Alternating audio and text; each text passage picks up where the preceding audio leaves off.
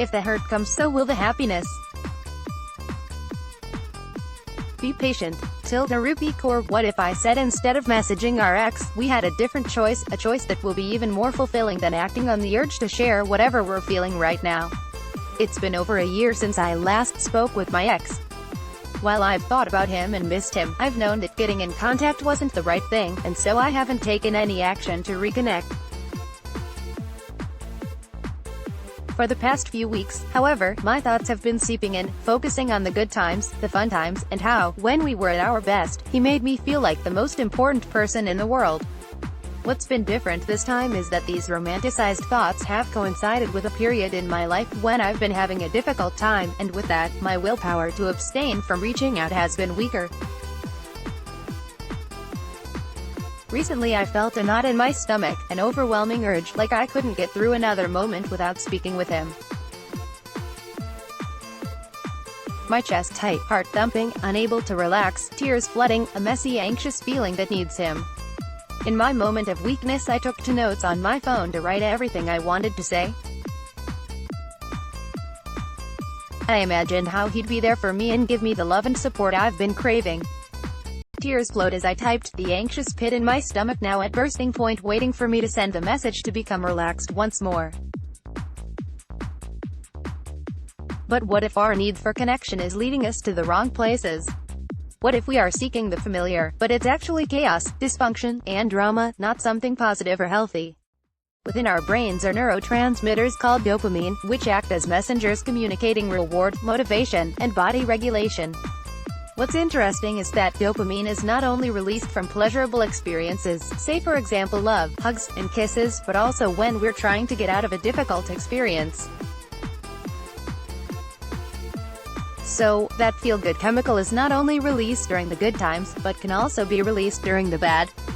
Growing up with alcoholism in my family, violent outbursts and drama were a regular occurrence. It's only in hindsight that I've realized I've been drawn to relationships of extreme highs and lows, the exact replicas of chaotic times of my past. I'm not a scientist, but I'd guess that I've been reaping the benefits of a whole lot of dopamine during those roller coaster relationships, like my mind is addicted to drama. As I sat thinking about the text message I wanted to send, my mind raced with anxiety and questions. What would his response be? Would I even receive one at all? Would he say loving, supportive words like during our good times? Or would he be annoyed that I'd made contact? Ruminating, the what-ifs. Is this the right thing? In one moment of clarity, and luckily before hitting send, with the guidance of my therapist, I took a step back from the situation to see what was really going on.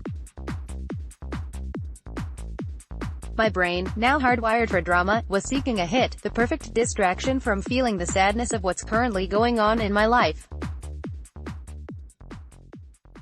Dealing with the anxiety and drama of making contact with my ex felt a lot easier than just sitting with my emotions.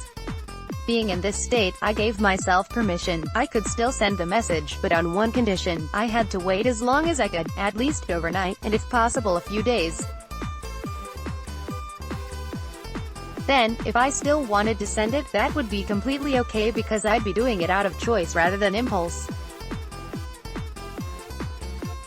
Using the time wisely, I spoke to someone trusted, who I could rely upon.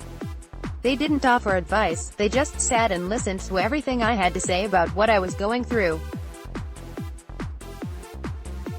Slowly, the anxiety dissipated and the bursting pit in my stomach subsided. And I cried. That big ball of emotion I'd been stuffing inside was finally released. Even more beneficial, I didn't have any of the worry about how he would react or be with me, which allowed me to concentrate on what I'm feeling. The next morning, filled with clarity, I chose not to press send. While I had the perfect vision of what I had hoped to get from contact with my ex, I knew I couldn't control his response. I also realized that making contact would have only been a short-term fix, and when the initial feeling of anticipation subsided, I would be left feeling the exact amount of pain that had led me there in the first place. You might not be addicted to drama as I was, but there's a good chance that your desire to text your ex is really an attempt to stop feeling whatever uncomfortable emotions you might be feeling, sadness, disappointment, or maybe fear of what's down the road. Texting your ex might seem to help temporarily, but those feelings will still be there after you hit send. And you may even feel worse if they don't respond, or don't respond how you hoped they would.